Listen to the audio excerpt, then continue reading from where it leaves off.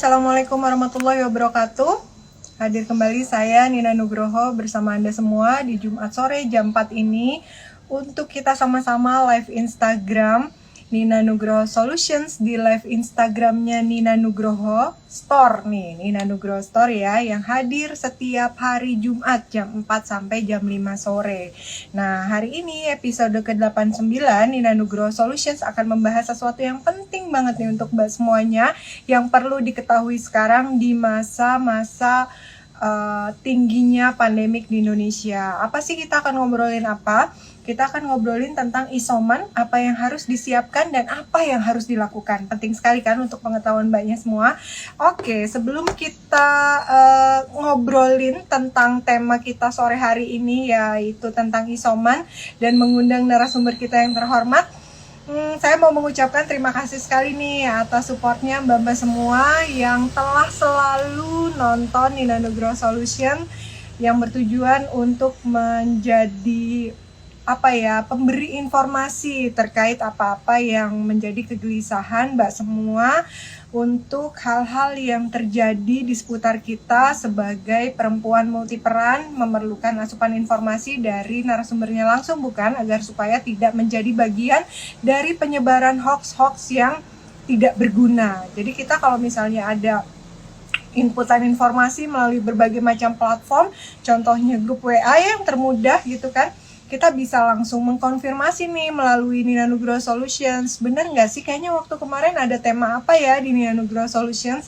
Kita bisa cari tahu. Bahkan kalau Mbak nonton live-nya secara langsung, Mbak bisa langsung nanya kepada narasumber kita yang terhormat terkait tema-tema yang kita angkat sore hari ini. Temanya apa aja itu bisa dilihat di Nina Nugroho Store yang kita share H-1 ya, terkait tema apa aja yang akan kita angkat di setiap hari Jumat, setiap minggunya Mbak semuanya. Jadi temanya udah banyak banget karena ini udah episode ke-89, artinya kita punya 88 tema sebelumnya yang bisa dilihat-lihat di IGTV-nya Nina Nugroho Store. Oke, baiklah. Halo, makasih ya yang udah nge-wave.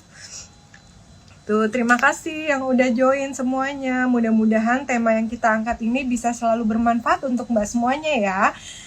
Ya, sore hari ini saya mau ngasih tahu lagi nih seperti biasa. Saya pakai baju apa? Saya pakai baju dari Nina Nugroho Store. Kali ini tuh busananya ya, perpaduan warnanya. Sebentar, saya berdiri ya. Nah, ini dia perpaduan warnanya di Nina Nugroho Store tuh kuat kalau nggak kalem. Ini ada busana kerja shirt, bentuknya shirt. Di sini ada modifikasi di bagian bahu, juga. Ini bisa ini ya Mbak ya, nggak mati jahitannya, jadi nggak terkesan kaku gitu ya. Kayak kemudian juga ini pastinya ada kancing di bagian depan yang diberikan modifikasi piping. Tuh kan. Tuh ada kancing bagian depan, busui friendly, dan ini juga ada modifikasi double manset nih Mbak yang memudahkan Mbak untuk berwudu. Busana ini terdiri atas 3 buah warna nih Mbak. Yang pertama nih bahannya semi wool seperti ini, kemudian ini juga bahan polycotton, kemudian satu lagi nih warnanya di bagian bawah ini ya, lebih tua tuh kan, jadi nyaman sekali untuk ke kantor.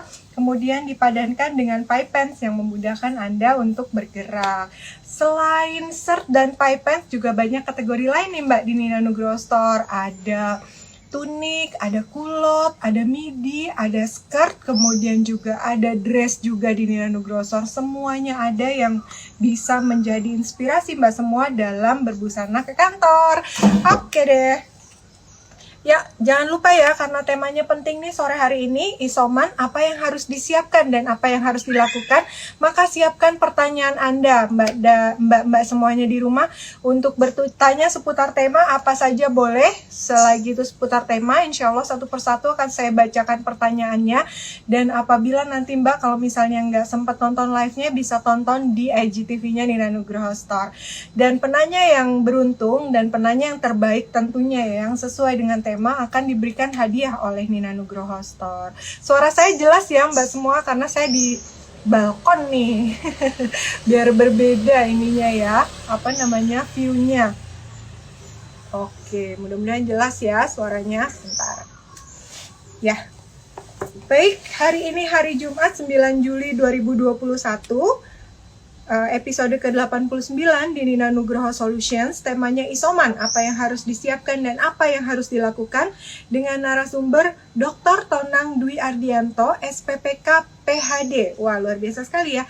Aktivitasnya saat ini beliau adalah seorang wakil direktur bidang pendidikan dan penelitian Rumah Sakit UNS Solo, staf pengajar di Fakultas Kedokteran dan Pasca Sarjana UNS 11 Maret. Kemudian education-nya beliau Fakultas Kedokteran Universitas Negeri Surakarta 11 Maret, SPPK Program Pendidikan Dokter Spesialis FKUNS, Doctor of Philosophy dari Tottori University Jepang. Professional experience-nya nih, oke, beliau adalah staf pengajar di Fakultas Kedokteran dan Pasca Sarjana UNS 11 Maret, kemudian wakil direktur Diklit RSUNS, Clinical Laboratory Prodia Widya Husada, Company Consultant Prodia Widya Husada, Konsultan UTD Indonesia Red Cross Surakarta. Oke, luar biasa sekali narasumber kita sore hari ini. Sayang sekali ya kalau misalnya Mbak dan Mas semuanya di rumah tidak memanfaatkannya dengan cara bertanya seputar tema. Temanya adalah isoman, apa yang harus disiapkan dan apa yang harus dilakukan. Tentunya isoman apa yang harus dilakukan dan disiapkan ini sesuai sekali, related sekali dengan apa yang sekarang sedang kita hadapi ya. Pandemik sedang tinggi-tingginya, terkadang kita bingung, tiba-tiba terkonfirmasi kita positif COVID-19, tapi mau ke rumah sakit gitu misalnya nggak dapat tempat, mau kemana-mana nggak di tempat isolasi mandiri yang sudah ditunjuk oleh pemerintah juga tidak dapat. Tentu saja kita harus melakukan isolasi mandiri atau isoman di rumah. Nah, apa-apa saja sih yang harus disiapkan untuk isoman di rumah dan apa saja sih yang harus kita lakukan pada saat isoman di rumah? Obat-obatannya apa yang harus disiapkan, apa yang kita konsumsi, bagaimana kita harus berinteraksi dengan orang lain selain kita gitu di rumah kita, yang pasti misalnya ada semuanya, nggak semuanya positif, ada yang negatif juga.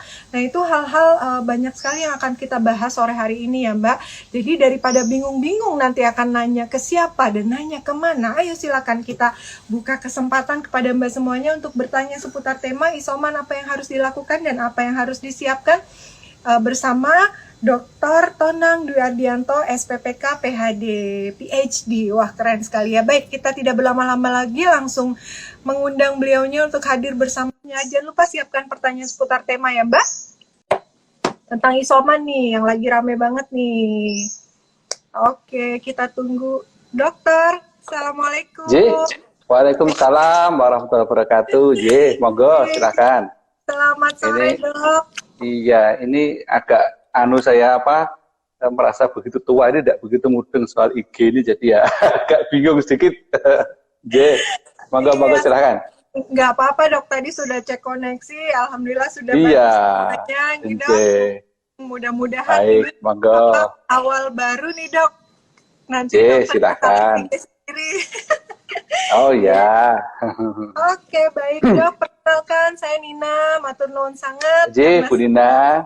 Sudah berkenan untuk hadir di sini menemani para profesional semua melalui program Nina Nugroho Solutions Dok, di live Instagramnya Nina Nugroho Store. Iya Dok. Monggo Dok, mau nyapa-nyapa para profesional semua Dok. Terima kasih. Selamat sore, salam sehat, salam sejahtera. Assalamualaikum warahmatullahi wabarakatuh. Teman-teman sekalian, semoga semua sehat ya dalam situasi yang sedang berat saat ini, Moga-moga semua dalam situasi yang sehat, ya, kita bisa ketemu, bisa berbagi informasi, semoga bermanfaat. Nanti prinsip saya begini, dalam menghadapi pandemi itu jangan membuat resah, tetapi juga jangan gegabah. Itu yang saya pegang. Ya, jadi kita akan jernihkan biar nanti orang itu pada tataran yang pas untuk hati-hati dan waspada. Ngaten, Bu Nina, mau silakan saya ikut selanjutnya bagaimana? Iya, betul tadi ya Dok ya, jangan sah tapi juga jangan gegabah, luar biasa. Itu yang betul. Masa sekarang ini. Dok, saat ini kan banyak sekali yang sedang isolasi mandiri nih Dok di rumah ya, karena memang betul rumah sakit kan sudah semakin sulit banget untuk Ya, kita bisa over masuk. kapasitas istilahnya ya. Betul. Nah, saat seseorang terkonfirmasi positif COVID-19 tuh biasanya langsung panik kan dok, aduh ya Allah aku positif Betul, gimana betul. nih gitu kan, keluargaku gimana, saya gimana gitu. Nah sebenarnya apa sih yang seharusnya dilakukan begitu mendapat hasil swabnya itu positif dok? Nomor satu, begitu ada hasil positif, maka langkah yang tepat adalah segera melaporkan kepada puskesmas setempat, mungkin melalui bidan setempat, agar masuk dalam pemantauan. Kemudian lapor kepada pemangku wilayah ya, mungkin RT, mungkin RW, mungkin Satgas Lingkungan kita lapor. Bukan apa-apa, karena kalau kita lapor itu berarti kan dalam pemantauan dan semua paham. Nah memang kita juga sampaikan kepada lingkungan, jangan misalnya terus harus ditempeli pakai tabel, pakai label besar, sedang isolasi ya juga nggak nyaman ya. Jadi ya dikelola dengan baik, dipantau dengan baik, tapi tidak membuat yang isolasi itu tertekan. Nah setelah itu nanti kita ikuti arahan dari puskesmas, misalnya apakah ditanya gejalanya apa, ditanya ada riwayat kontaknya bagaimana, nanti akan dilakukan yang namanya adalah penyelidikan epidemiologi dari puskesmas, memantau siapa yang kontak, memantau kemungkinan menyebar dari mana dan kemana itu akan dipantau. Itu yang paling tepat untuk langkah pertama kita ketika kita mendapati sebagai orang yang dinyatakan positif COVID. Itu demikian. Oke, kemudian itu langkah apa ya dalam tanda kutip mungkin administratif gitu ya dok ya terkait dengan apa namanya puskesmas, RT RW, Satgas, kemudian agar dilakukan kontak tracing. Kalau kitanya sendiri gitu dok, kira-kira apa yang harus dilakukan? Kalau kita sendiri, begitu kita misalnya kan begini ya, orang dinyatakan positif COVID itu kan dalam beberapa posisi. Kalau memang kita berangkat dari ada gejala, ya kalau berangkat dari ada gejala, batuk, mungkin demam, mungkin ada sesak nafas, nah itu, maka ketika kita diperiksa positif, kita harus segera ke rumah sakit kalau ada gejala. Karena kita mesti pastikan, apakah gejala yang kita punya ini sudah pada level untuk harus dirawat di rumah sakit atau tidak. Itu nomor satu kalau kita bicara dari segi kepentingan medisnya. Ini di luar soal lapor-lapor tadi ya, ada gejala, kita segera ke rumah sakit, kita pastikan. Nanti ada pemeriksaan dokter, ada di laboratorium, di ronsen untuk melihat apakah misalnya di paru-paru kita bagaimana kondisinya, nanti diputuskan, oh Bapak Ibu masih boleh isolasi di rumah, atau Bapak Ibu mohon maaf harus ke tempat penampungan Pemda mungkin ya, atau Bapak Ibu harus rawat inap di rumah sakit. Itu begitu dulu. Nah kalau misalnya kita termasuk yang nggak ada gejala sama sekali, ya cuman misalnya kebetulan mau bepergian kok ketahuan positif misalnya, atau dapat kabar itu itu positif, wah kemarin saya habis ketemu ini, ya kita periksa. Jadi posisi kita adalah tanpa gejala. Kalau tanpa gejala, ya tadi itu setelah kita lapor-lapor, kita segera istirahat di rumah, ya kita nanti ikuti dulu. Biasanya nanti dari puskesmas akan kontak, akan ditanya, ya misalnya suhunya sekarang berapa, bagaimana pernafasannya, apakah tersengal-sengal satu nanti sudah 20 atau mungkin 30 kali per menit itu sudah tersengal-sengal. Tapi kalau masih 12, 14 per menit itu masih tenang, ya. Dan apakah ada misalnya gejala lain, misalkan ada diare kah, ada muntah kah, nah, ada lagi misalkan mungkin ada nyeri di dada, mungkin ada nyeri di lambung, semua ditanyakan. Nah kalau semuanya nggak ada, ya sudah, oke kita isolasi dulu dengan tetap hati-hati dan waspada. Nah obat kita tidak usah pikir jauh-jauh dulu, ya. Yang penting saya bukan soal nambah tablet vitamin, tetapi nutrisinya kita jaga, ya makan minumnya kita jaga yang bergizi dan cukup. Kalau nanti ada tambahan vitamin, monggo, ya yang bisa diberi tanpa resep dokter, silahkan. Dalam kajian BPOM, sarankan adalah ada yang mengandung vitamin C, vitamin D, sama zinc atau ZN. Coba nanti cari, saya tidak akan nyebut merek apa, yang monggo dicari nanti, yang ada itu silahkan, itu diutamakan. Bukan berarti lantas nggak boleh ada yang lain, boleh ditambah ada campuran vitamin A, ya boleh, tidak apa-apa. Tiga tadi kita utamakan. Itu kita pegang, dan kita buat buku catatan, ya buat buku catatan. Jadi kita catat ini, hari pertama, jam pertama kita suhu kita berapa gitu ya, pernafasan kita berapa per menit, ada gejala apa kita rasakan. Saya kalau bisa di rumah mungkin punya mesin, punya alat tensimeter, tensinya berapa ya. Taruh lagi misalnya ya, saat ini saturasi oksigen berapa kalau memang punya alatnya. Ya kalau tidak punya alatnya, minimal kita coba tarik nafas dalam pelan-pelan 2-3 kali, nanti kita lihat. Kalau ini menimbulkan kita tersengal-sengal atau batuk, ini warning. berarti ada mulai kekurangan oksigen. Ya, tapi kalau tidak, kita tulis nanti coba pernafasan aman, ya. Coba pernafasan batuk, coba pernafasan tersengal-sengal, itu catatan kita. Kita buat nanti, kalau mau bisa dilakukan sehari 3 kali, bagus, minimal kita lakukan 2 kali, pagi sama sore. Ya, kita lakukan catatan. Nah, kita nyatet pagi itu, kita lakukan kegiatan, misalnya kita keluar. Nah, ini yang penting kita sampaikan. Orang yang diisolasi itu bukan berarti lantas hanya boleh di kamar terus, tidak, sebenarnya tidak begitu. Justru kamar orang isolasi itu, kalau pagi dibuka jendelanya, biar udaranya berputar bebas. Kalau bisa matahari masuk, itu bagus lagi. Kalau tidak, kita buka, nanti pintu yang ke arah rumah kita tutup. Tetapi jendela yang ke arah luar kita buka. Nah, gitu ya. Kalau pagi kita kompak dengan penghuni rumah lain. Ini jam sekian, saya jatahnya keluar kamar loh. Yang lain minggir dulu. Mungkin yang lain ke belakang dulu atau kemana. Keluar kita. Ke halaman depan atau ke halaman belakang, kita senam. Senamnya orang isolasi itu jangan senam yang sifatnya beban. Bukan. Bukan yang, maaf ya, angkat-angkat bukan. Tapi senamnya adalah yang sifatnya ringan. Senam ringan. Ya ringan saja. Yang low impact. Jadi ringan, gerakan ringan aja. Ya, jangan lama-lama. Karena memang ini situasinya kan kita nggak tahu nih. Apakah paru-paru kita itu ada masalah enggak? Kita latihan santai. Yang penting dapat udara segar, dapat sinar matahari.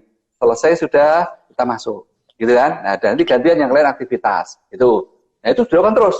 Sore juga begitu. Jadi ada pencaratan gejala, ada kegiatan senam di luar gitu. Nah, setelah tercatat gejala ini, kita tinggal foto nanti, difoto, kirimkan WA ke bidan desa yang memantau kita atau ke puskesmas. Ini loh laporan saya hari begitu.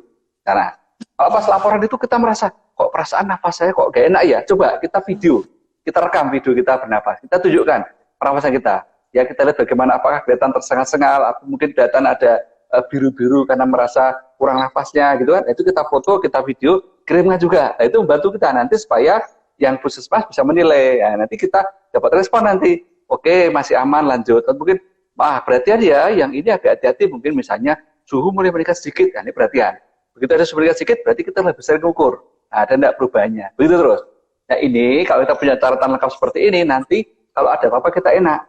Misalnya ya, kita tidak berharap ya, misalnya sampai terjadi hari ke-5, hari ke-6, ke-7, waduh, kok terjadi perburukan, kita ke rumah sakit, tinggal bawa bukunya. Sudah tidak usah, tinggal bawa bukunya, sampai rumah sakit, tunjukkan bukunya, sudah, tidak usah cerita panjang-panjang. Nanti dokternya di rumah sakit tinggal buka, oh itu cepat.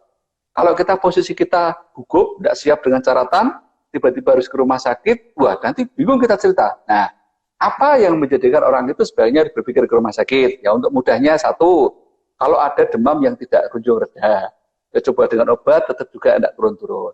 Kedua, terjadi pernapasan semakin sering dan sampai sesak napas. Ketiga, misalnya terjadi disorientasi. Disorientasi itu misalkan begini, tiba-tiba kok bingung ya, saya ini di mana nggak ngerti, lihat keluarga sendiri nggak hafal namanya, lupa, ini pagi atau siang juga nggak ngerti, ya ini disorientasi. Keempat, misalkan orangnya ngantuk banget sampai nggak bisa ditahan, atau sampai pingsan, ya udah jelas ini harus ke rumah sakit, gitu ya. Kelima, misalkan terjadi diare yang sering, muntah-muntah, ini juga harus kita pertanda. Nah, hal seperti itulah kita jadikan pegangan untuk kita segera ke rumah sakit. Nah, di titik seperti itulah maka buku tadi sangat penting.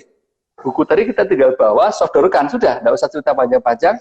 Nanti orang rumah sakit buka, oh tahu, sebenarnya begini. Itu yang bantu kita, ya, begitu.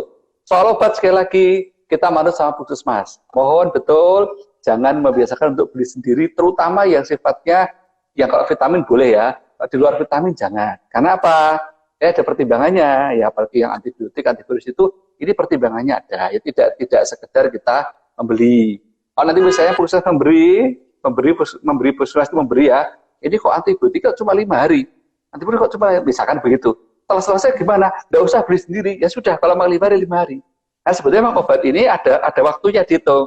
Oh digunakannya pada saat ini. Kalau udah lebih dari ini sudah tidak efektif, itu ada hitungannya. Ya begitu ya. Jadi untuk obat yang sifatnya resep dokter, mohon betul jangan membeli sendiri, nanti ikuti petunjuk dari puskesmas, ikuti petunjuk dari bidan yang memantau kita. Oke, begitu. Ngaten, silakan. Sudah cukup lengkap sekali, ya. Monggo. Langsung lengkap gitu. Iya, J. Kemudian dok, mungkin ini juga banyak yang bertanya, sebenarnya tadi kan diminta untuk buat buku catatan. Buku catatan itu dimulai setelah timbul gejala atau setelah positif gitu dok? Dimulai begitu dinyatakan positif. Ya, jadi dimulai dengan kata-kata begini, saya dinyatakan positif tanggal sekian, jam sekian. Hasilnya melalui misalkan tes antigen lah, atau tes PCR kah, terus itu. Nah, mumpung bahas ini ya, sekarang saya sampaikan. Kalau kita itu sudah ada kontak erat, atau kita apalagi sudah ada gejala, di tes antigen positif, sudah tidak perlu lanjutkan PCR. Mohon maaf, sekali ini kita mubadir. Sudah, bahasa saya begitu aja, maaf agak tegas ini. Daripada uangnya untuk bayar PCR di awal, nanti dipakai untuk bayar di akhir isolasi. Itu lebih penting PCR-nya.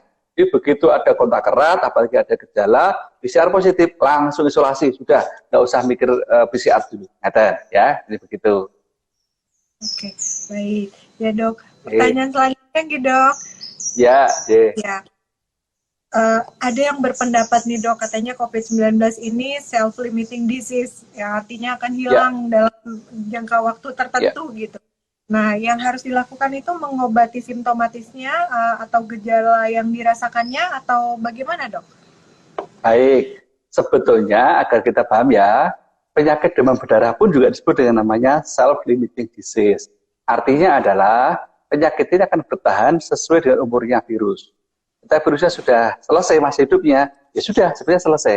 Persoalannya adalah selama virusnya masih hidup itu dapat terjadi perburukan, itu yang kita jaga.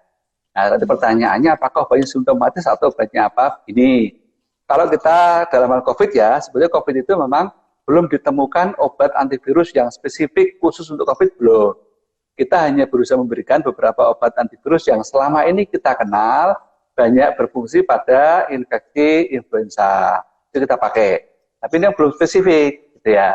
Nah, itu kita berikan. Kedua, kita berikan obat-obat yang untuk mengatasi gejala. Tadi disebut dengan simptomatis tadi ya. Ya, misalnya kita ada batuk, ya sudah kita beli obat-obat batuk yang biasa aja, yang tidak resep dokter. Boleh, nggak apa-apa.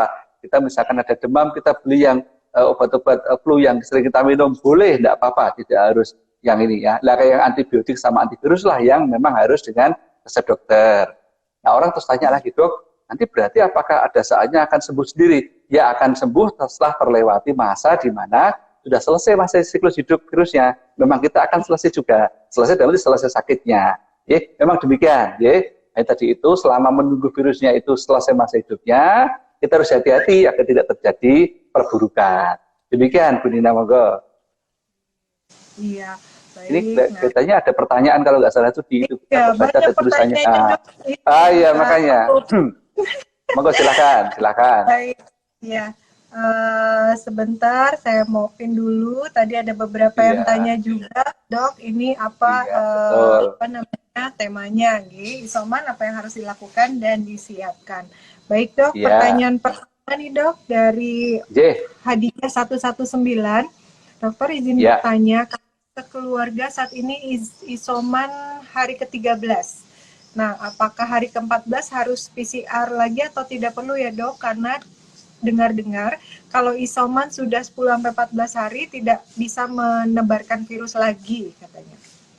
Baik, saya akan jelaskan pelan-pelan, agak panjang, tapi semoga ini menuntaskan jawaban. Saya berharap teman-teman ini berpikir terbuka. Jadi begini ceritanya. Kalau mau ditanyakan, apa yang paling menentukan betul bahwa betul-betul bebas virus? Ya harus tes. Harus tes PCR 2 kali berturut-turut negatif dengan jeda 24 jam. Itu yang paling ideal.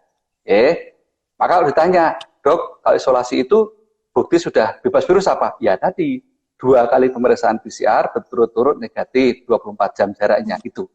Tetapi tentu kita tahu tidak mudah. Maka kemudian oleh WHO dan oleh Kemenkes dicoba jalan lain. Memang ini bukan jalan yang 100% bebas risiko, tetapi kita berharap memudahkan.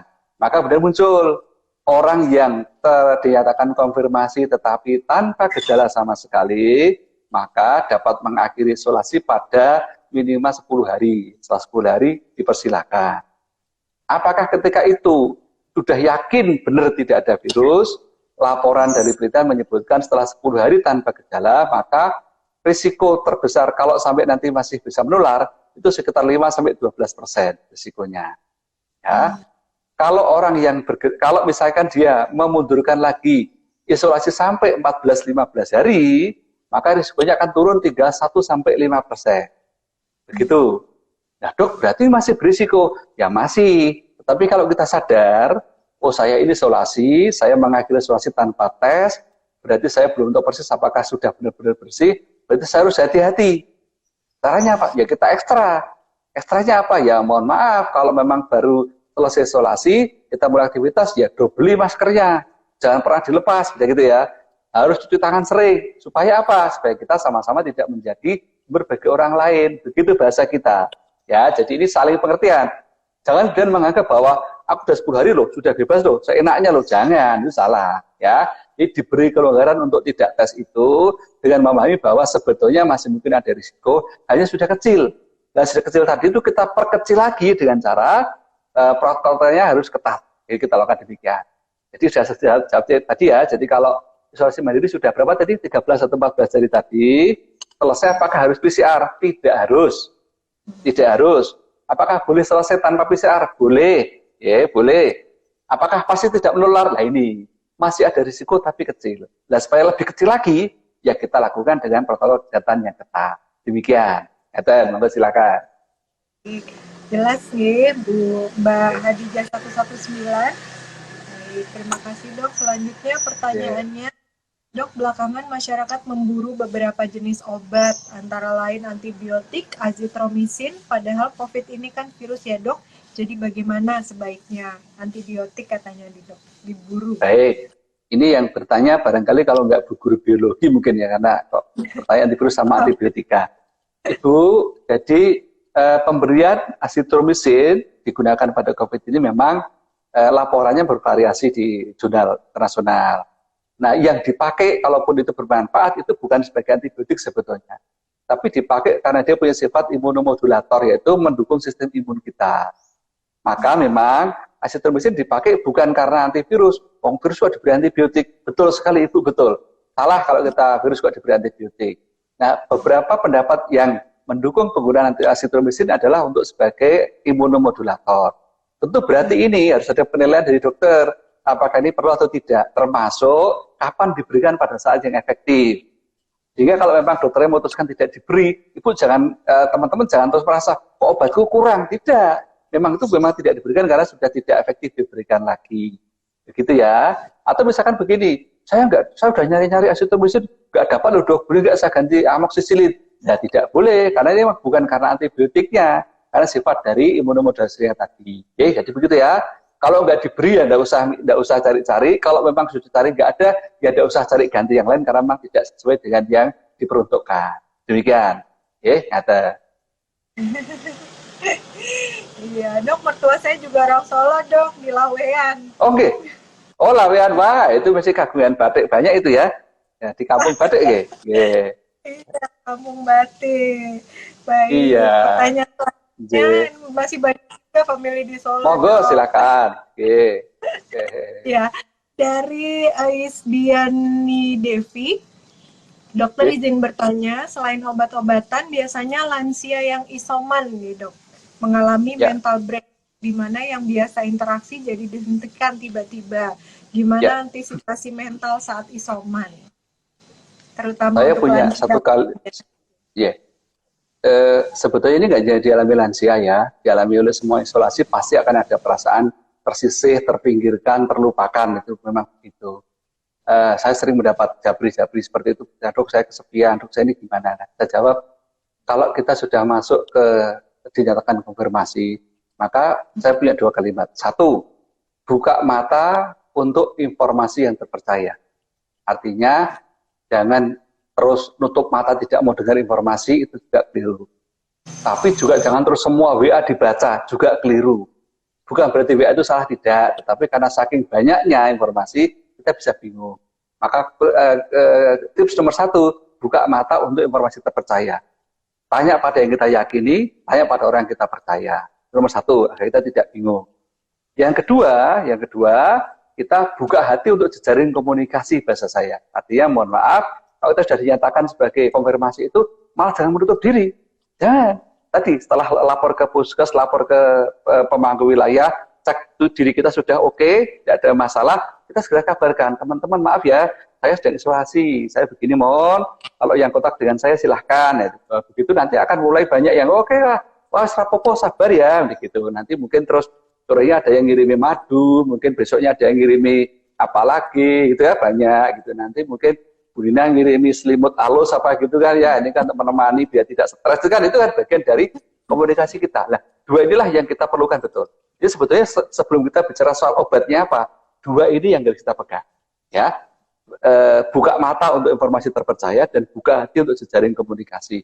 Kalau ini dua-duanya kita tutup, maka akan merasakan sangat-sangat tersisih. Apalagi kalau sudah mungkin merasa beliau biasanya aktif sekali, kegiatan kemana-mana, sekarang nggak bisa kemana-mana. Nah kalau dengan ini, minimal kita bisa tetap saling komunikasi, akan menjaga kita bersama-sama. Itu dua ini yang saya punya kunci, dua ini. Demikian. Ya. Iya dok. Nah tadi tuh dok ya sudah umum sekali gitu, misalnya kita dengar teman kita, sahabat kita, apalagi family kita, apalagi orang tua kita gitu ya dok ya, saudara kita gitu yang terkonfirmasi COVID, terus kita tuh harus ngasih apa ya gitu, itu kan udah ini banget ya dok, umum, kadang dikirimin segala macam ya, madu ya, obat ya, apa segala macam gitu ya dok ya, sama yang nerimanya itu sendiri ya bingung gitu, harus mana yang minum, mana yang enggak, itu ada ininya nggak dok? Ada tipsnya nggak dok? Ya, BPOM sudah menerbitkan buku tahun kemarin tentang obat-obat herbal dan suplemen yang bermanfaat untuk menghadapi COVID. Ada bukunya, nanti monggo kalau bisa dibaca, bukunya ada, sehingga kita bisa memilah ya mana yang bisa kita kirimkan kepada teman yang sedang isolasi. Ya jangan juga terus kirim yang macam-macam, di situ nggak ada juga, jangan, nanti kasihan, nanti dia bingung gitu ya. Nah bagi yang menerima, misalkan kita menerima banyak hal itu, yang penting begini, jangan dikonsumsi bareng-bareng. Misalnya dari yang ini terima madu, dari teman yang ini terima apa ya, kita gantian. Ya jangan terus kali minum terus semua diminum 10 macam, ya itu kan malah tidak baik ya. Kita gantian, kita minum, kata semua juga sifatnya adalah memperkuat daya tahan tubuh kita. Demikian caranya ya. Nah yang dalam hal memberi kiriman WA juga kita sadar, jangan karena dia sedang isolasi terus semua ngirim, akhirnya malah WA-nya, HP-nya jadi hang ya, jangan. Baiknya kita ukur-ukur, ya kita pilih, misalkan baru dapat kabar, oke coba nanti dulu lah, nanti dulu biar nanti malah terus temannya jadi urut ada terus setiap hari. Nanti hari pertama ngeruyuk semua, HP-nya hang, di situ nggak ada yang ngirim lagi, itu ya jangan, ya jangan juga. Ngaten ya, tipsnya demikian. Okay. Ya semoga terjawab Mbak Elis. Kemudian ada yang tanya lagi nih dok, sebentar lagi. Katanya baru divaksin Sinovac 1 kali, terus terkena COVID nih dari Lia Suhadi. Berapa lama bisa divaksin kembali katanya dok?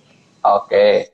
Pertama, orang yang habis divaksin sekali ataupun juga 2 kali kok masih positif, ada clear. Ini bukan karena vaksinnya.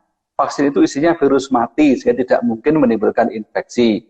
Kalau orang habis divaksin kok positif, berarti tertular. Itu dulu yang penting. Karena kalau sudah jadi seperti itu, bagaimana dengan suntikan kedua? Suntikan kedua ini, kalau idealnya adalah selama sudah tidak ada gejala apa-apa, sudah selesai isolasi, tetap diberikan susu jadwal, tidak apa-apa, sebetulnya. Tapi memang dalam aturan Kemkes hari ini, untuk orang seperti ini harus nunggu 3 bulan, baru nanti diberikan lagi. Gitu. Nah, terus bagaimana praktisnya? Praktisnya pokoknya begitu Anda sudah selesai isolasi, dapat kesempatan vaksin kapanpun, ya jalani. Itu saja kalau saya praktisnya. Jangan terlalu mikir soal waktunya. Begitu. Ya, baik dok. Nah kemudian dok, pertanyaan selanjutnya dok, monggo kalau mau sambil minum atau apa santai ya dok. Oke, enggak apa-apa. Terima kasih. Iya, katanya perlu nggak sih dok nyiapin antibiotik atau antivirus nih? Karena nggak mungkin karena lotnya itu sekarang banyak sekali yang terinfeksi, sehingga seringkali di puskesmas atau satgas itu kan agak lama ya dok ya untuk responnya gitu. Nah untuk mengantisipasi itu sebaiknya kita harus bagaimana, selain laporan tadi sudah, kemudian menyiapkan tadi yang dokter sudah sampaikan juga sudah, seandainya gitu masih belum ada yang bisa memantau karena memang nggak dibales-bales WA-nya, di telepon pun nggak diangkat-angkat gitu dok. Ini banyak juga yang seperti itu kita harus menyiapkan apa untuk supaya hatinya ayem tapi juga badannya juga bisa semakin membaik. Baik, pertama, sebetulnya ketika Kemkes itu merilis di akun medsosnya ya, tentang apa saja gejala ringan, berat, sedang, dan apa saja terapinya, ini bukan berarti lantas semua harus dapat seperti itu, tidak.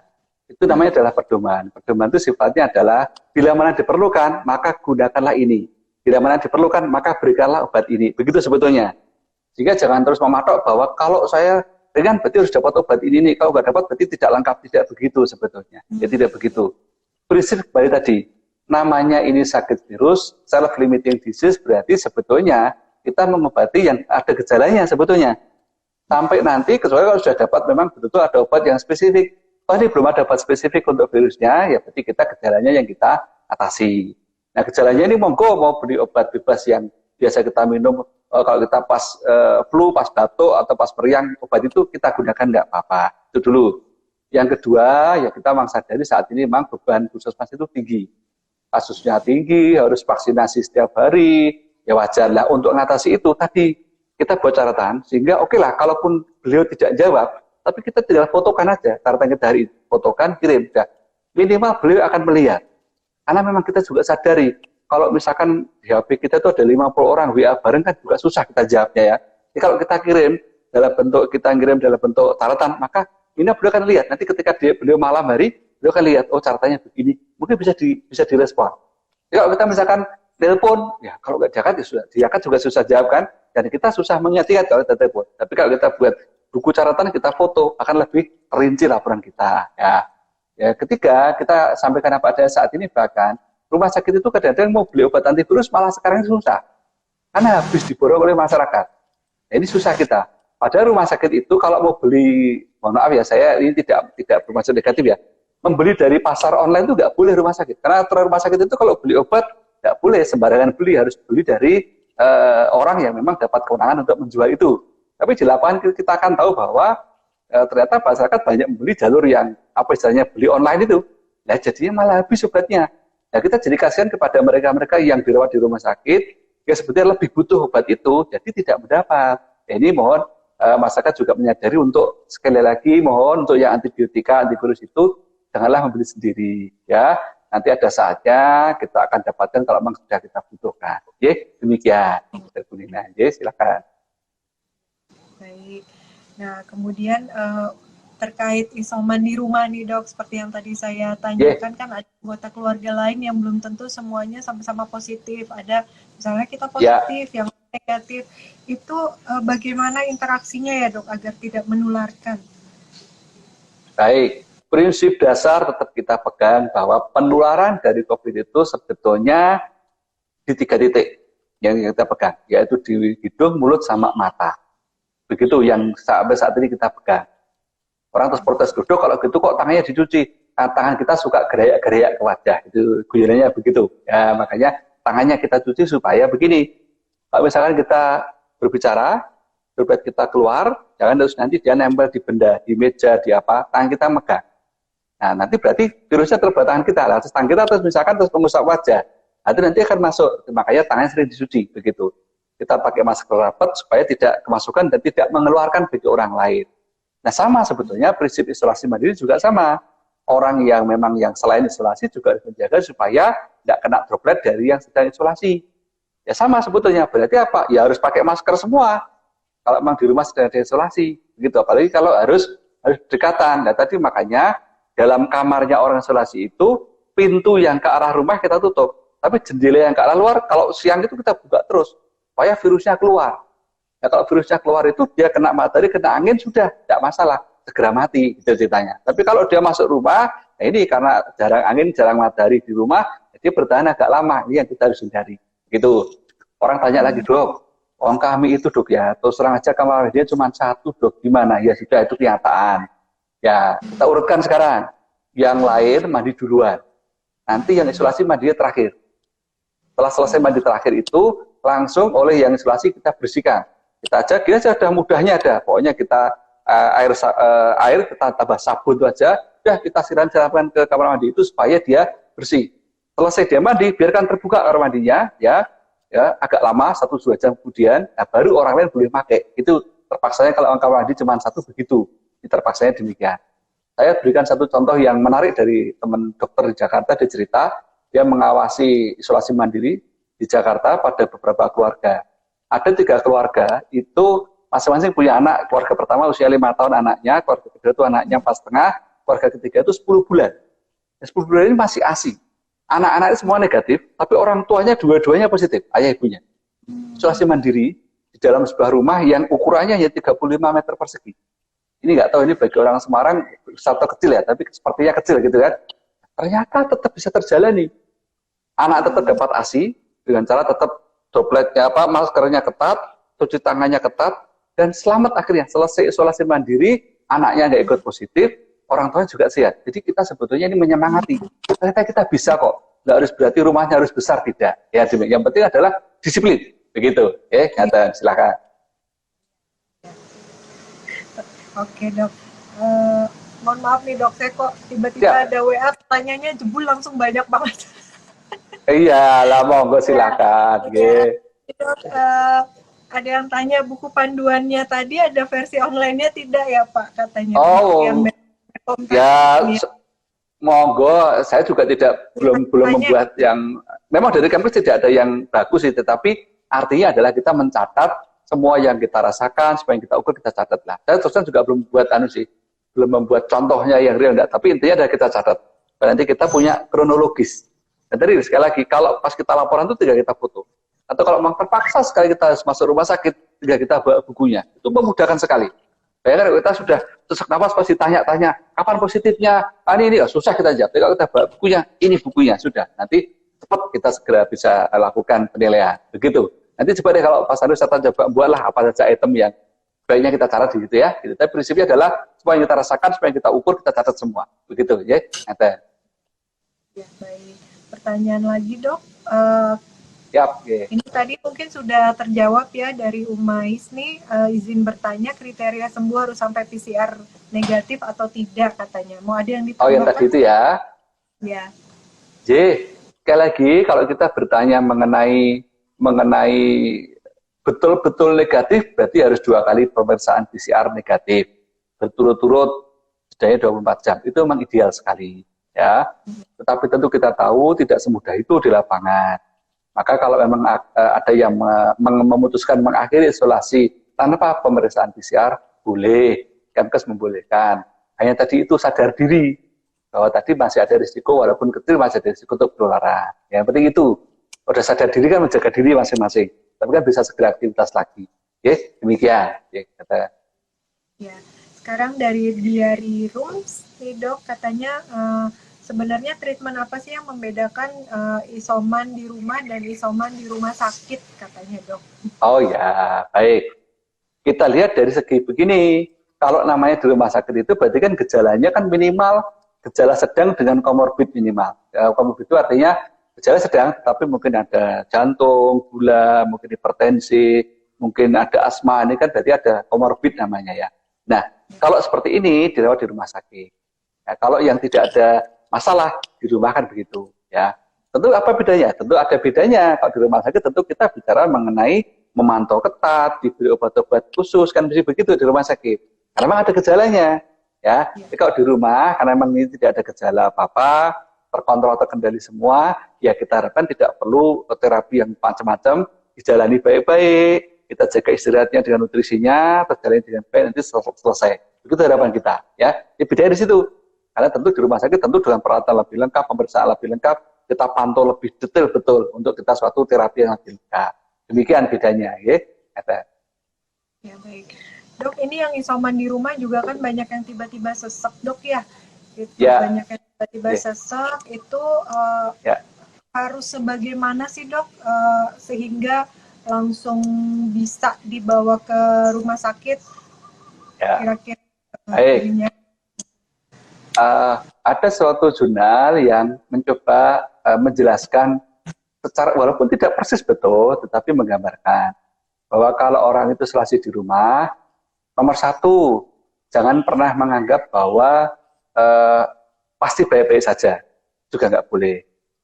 Tapi menganggap bahwa pasti masalah juga nggak boleh. Maka tadi kita ikuti betul, pagi, siang, sore kita ikuti terus, supaya nanti kita tidak dalam posisi kok tiba-tiba sesek. Sebetulnya pada kenyataannya sih sebetulnya ya, seseknya orang kena COVID itu tidak mendadak sebetulnya. Ada prosesnya. Ya, ini beda dengan, mohon maaf ya, beda dengan orang asma.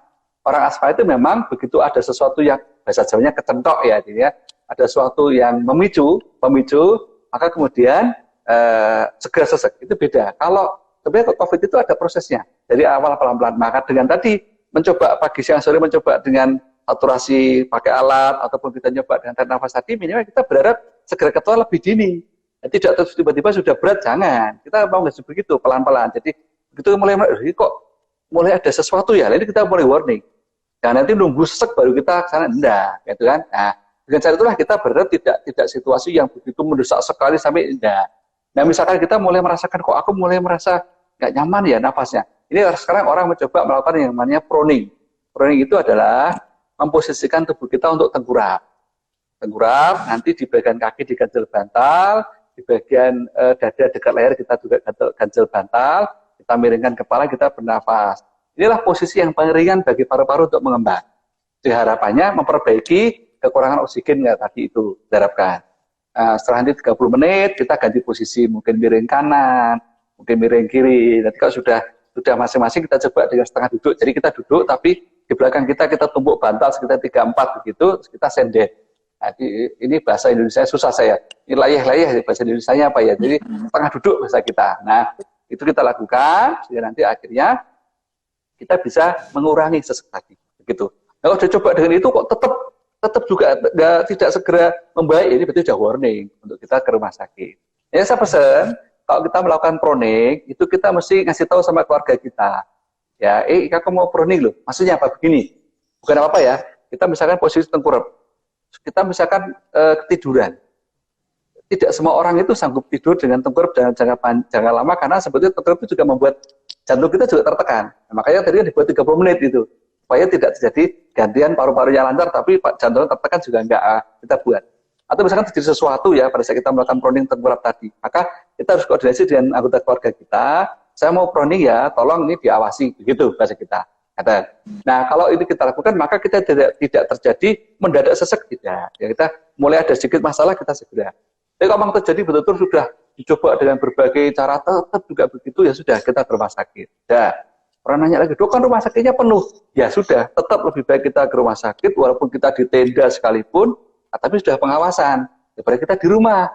Nah, nanti di rumah terlanjur lebih buruk lagi, sudah kepepet lagi, kita lebih gugup lagi. Yang kita lakukan. Ya, demikian.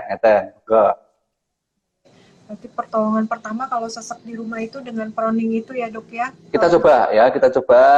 Kalau dengan itu sudah membaik, syukurnya dengan itu pun tidak ada perbaikan, itu sudah warning kita. Sudah warning. Gitu ya, karena. Dan itu ya, jangan nunggu sesek banget loh ya, mulai sedikit coba aja sudah mulai merasa nggak nyaman, segera jauhkan loh, jangan nunggu sesek dulu baru nyoba proning, jangan. Sudah mulai merasa kok rasanya nafas sudah nggak enak ya, berat ya, kita segera lakukan upaya untuk memperbaiki, harusnya begitu. Begitu. Ya dok. Kemudian nih dok, pertanyaan ini dok, katanya bila ada keluarga, contoh tadi sudah dijelaskan sebenarnya sama dokter kalau orang tuanya positif, anak-anaknya negatif, padahal anak-anaknya masih kecil. Ya. Itu berlaku juga kan untuk orang tua yang sepuh gitu dok, yang sudah tidak bisa beraktivitas, karena anak-anaknya negatif, itu interaksinya bagaimana kan misalnya sudah di kursi roda gitu dok, tidak bisa mandi sendiri, tidak bisa aktivitas sendiri gitu. Baik ya. Kalau yang untuk anak-anak kan kita harus pakai masker. Memang anak-anak ini agak perhatian khusus. Kita harus memastikan betul anak-anak itu sudah sanggup tidak untuk memasang dan melepas maskernya sendiri dengan benar. Ini bukan sekedar soal kalau melepas harus pegang apa, bukan itu. Maksudnya begini, orang pakai masker itu ada kalanya dia merasa sesek. Karena masker pakai lama kan juga mesti nggak nyaman kita. Nah, kita orang dewasa kan tahu begitu nggak nyaman kita lepas, kita nyari tempat sepi gitu kan ya, kita lepas bentar, napas lagi pakai lagi kan begitu. Tapi anak-anak kan belum tentu bisa. Maka pada anak kita pastikan betul sudah bisa belum. Kalau enggak kita harus ngawasi begitu. Kedua, pada anak-anak itu kita juga pastikan kalau dia pas posisi tidur jangan dipakai masker kalau anak-anak. Kalau kita orang dewasa tidak pakai masker, begitu ada sesuatu kita langsung bangun. Kalau anak-anak pakai masker tidur, belum tentu dia responnya bangun. Ini bahaya, maka kita lepas ya begitu. Nah sekarang kita ganti kalau misalkan ini pada lansia. Ya lansia. Sekarang cara kita apa? Sekali lagi tadi penularan itu kan titiknya sebenarnya ada 3 tadi. Ya ditambah 3 tadi. Yaitu di mulut, hidung sama mata tadi. Itu kan poinnya kan itu. Yaitu kita lindungi, terus kita juga lindungi tubuh kita yang lain. Tetap kita bisa lakukan tidak berarti harus membeli APD lengkap seperti di rumah sakit itu ya sebenarnya tidak. Kalau memang ada ya syukur, kalaupun tidak, yang penting kita betul-betul melindungi, ya, mulai dari mata, hidung, mulut terlindungi betul. Sarung tangan kita pakai, ya, kita pakai baju yang panjang untuk melindungi kulit-kulit kita, sudah kita bantu. Ya, kita bantu, namanya memang itu orang tua, kita bantu. Nah, caranya lagi adalah yang penting selalu menghindarkan, kalau bisa jangan berhadapan-hadapan. Jadi kita dari samping, supaya nanti orang tua ini juga tidak harus dropletnya ke kita, itu. Ya, ini supaya upaya kita untuk meminimalkan. Dan kita sering-sering kita buka jendela-jendela pintu kita buka supaya anginnya berganti. Ya, virusnya itu terbang kalau memang ada. Kita lakukan demikian. Jadi mohon juga jangan terus berarti kalau ada orang tua kita sudah lansia positif malah ditinggal sendirian. Ya jangan, itu namanya kita tidak pas. Ya. Nah, kalau misalnya memang ini gejalanya cukup serius dan karena lansia kita bisa dapat perawatan di rumah sakit, ya monggo. Tapi tentu kita juga harus pertimbangkan soal psikologisnya ya. Kalau memang masih bisa di rumah, tentu dengan beliau juga lebih senang di rumah sakit. Tapi kalau sudah terpaksa, ya gimana lagi kita bawa ke rumah sakit. Kuncinya tadi, hidung, mulut, mata kita tutup, tangan kita tutup, tubuh kita tutup dengan baju dan tangan panjang. Itu yang kita lakukan. Ya, demikian. Kemudian sisa-sisa sampah infeksiusnya itu masuk ke... Betul. Untuk sisa sampah infeksius, ini tidak berarti lantas harus misalkan apa enggak sih sebetulnya. Ya tetap kita lakukan, beli plastik warnanya kuning. Ya, nanti ada tulisannya kalau bagus lagi ada yang plastik sampah medis atau sampah infeksius begitu. Nanti berarti masker, sarung tangan yang kita pakai itu semua masuk ke sana. Ya, apakah harus dibakar? Ya tidak harus. Tapi bagusnya sebelum sudah kita masukkan plastik, sebelum kita tutup plastiknya kita semprot dulu. Pakai hand sanitizer juga boleh, yang penting kita semprot, terus kita tutup plastiknya. Nanti terus ya kita buang biasa di luar, tidak apa-apa. Yang penting plastiknya rapat. Tidak harus berarti terus virusnya nyebar, tidak. Kalau sudah tutup rapat, sudah semprot tadi ya sudah. Tidak usah kita mikirnya terus nembus plastik, tidak demikian. Dan nanti cuman kalau dalam plastik kuning kan terus pengambil sampah tetangga kita sudah tahu, oh ini berarti yang sampah infeksius, kan begitu. Nah, jadi itu sudah warning gitu. Janganlah kita terus kita buang biasa ya, janganlah, kasihan sama tetangga kita juga. Itu juga jangan terus berarti terus harus dibakar, tidak juga sebetulnya, tidak juga demikian. Oke, begitu, monggo silakan. Berlaku juga untuk cucian mungkin ya dok ya, cucian yang positif. Oh ya. Yang penting nah, kalau cucian sabun aman gitu. Betul. Sebetulnya kan virus ini dengan cairan pembersih biasa juga tetap mati sebetulnya. Jadi bukan berarti harus background, enggak juga. Dengan cairan pembersih biasa juga mati. Yang penting kita itu kan sudah hati-hati dan tahu bahwa ini begini, oke, lakukan cara begini, jangan gitu loh. Ya kalau pas kita misalkan harus membantu cuci kan ya kita tutup semua tadi kan, habis orang tua kita, ya kita kumpulkan semua kotorannya, masukkan plastik tadi sudah, cuciannya kita masukkan dalam ember pakai air sabun, ya sudah cukup, tidak apa-apa. Nanti saat dia terendam agak lama, kita cuci, ya sudah, virusnya tetap mati. Jangan juga menjadi terlalu terlalu terus paranoid sekali juga enggak begitu juga. Tapi juga jangan terus, alah enggak masalah juga, enggak boleh begitu juga. Gitu ya, itu yang kita harus pasnya demikian. Oke, nyata. Luar biasa sekali dok. Saya ini pertanyaan terakhir mungkin ya dok ya, saran ya, monggo. Nih untuk para NN profesional semua yang kebetulan sekarang sedang isolasi mandiri di rumah dok, monggo dok. Situasi yang berat saat ini, rumah sakit mengalami lonjakan pasien yang melampaui kapasitas. Tentu kita tidak pernah berharap bahwa kita harus masuk rumah sakit. Tapi tentu mari kita bersama-sama menjaga agar di bagian hulu. Hulu itu adalah orang-orang yang tanpa gejala, yang gejalanya ringan tanpa komorbid, yang gejalanya sedang tanpa komorbid itu kita kelola baik-baik supaya tidak menjadi buruk. Kalau jadi buruk, rumah sakit jadi tempatnya kurang. Saat ini Kemkes memang memprioritaskan untuk rumah sakit itu untuk yang gejalanya berat. Bukan berarti meremehkan atau mengakhirkan, tapi memang agar tercukupi pelayanannya. Untuk itulah maka ya isolasi mandiri jangan gugup, ya jangan resah, ya tetapi kita yang penting waspada. Kita buat buku catatan untuk meringankan beban kita mengingat-ingat, kita berikan laporannya kepada puskesmas secara rutin, dan bila mana nanti terpaksa sekali ke rumah sakit, buku itu akan membantu kita untuk mempercepat proses pelayanan di rumah sakit. Oke?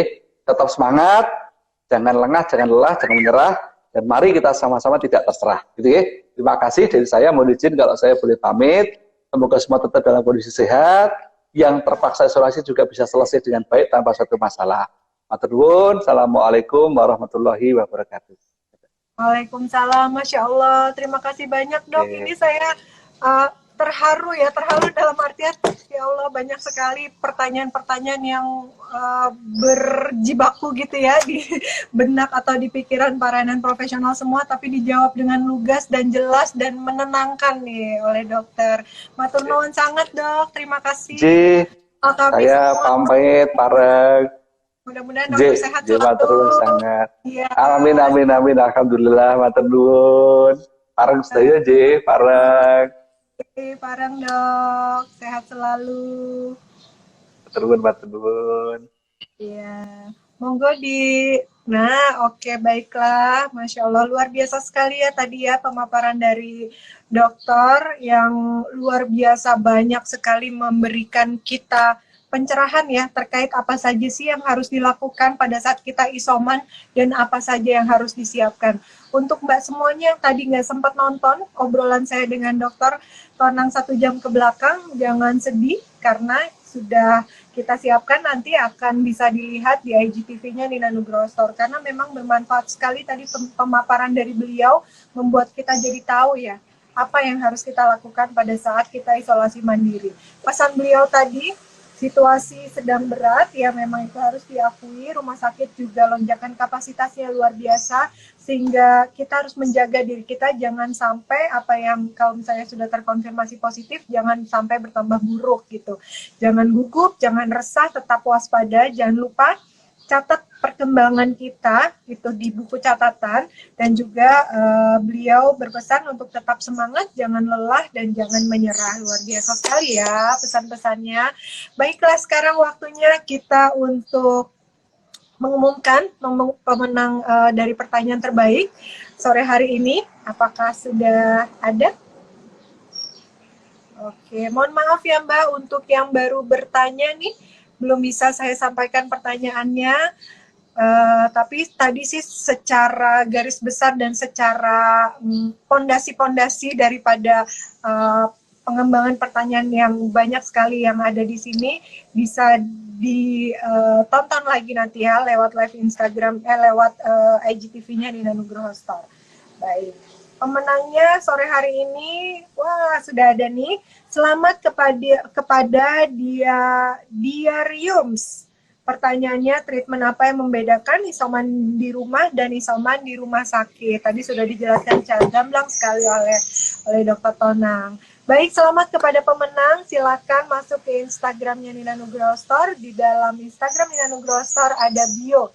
Di dalam bio-nya, bio itu yang ada di atas ya teman-teman. Di dalamnya ada link yang bisa diklik kemudian nanti langsung tersambung dengan para sales advisor kami yang akan membantu pemenang untuk memberikan informasi bagaimana cara mendapatkan hadiahnya. Selamat sekali lagi kepada para pemenang.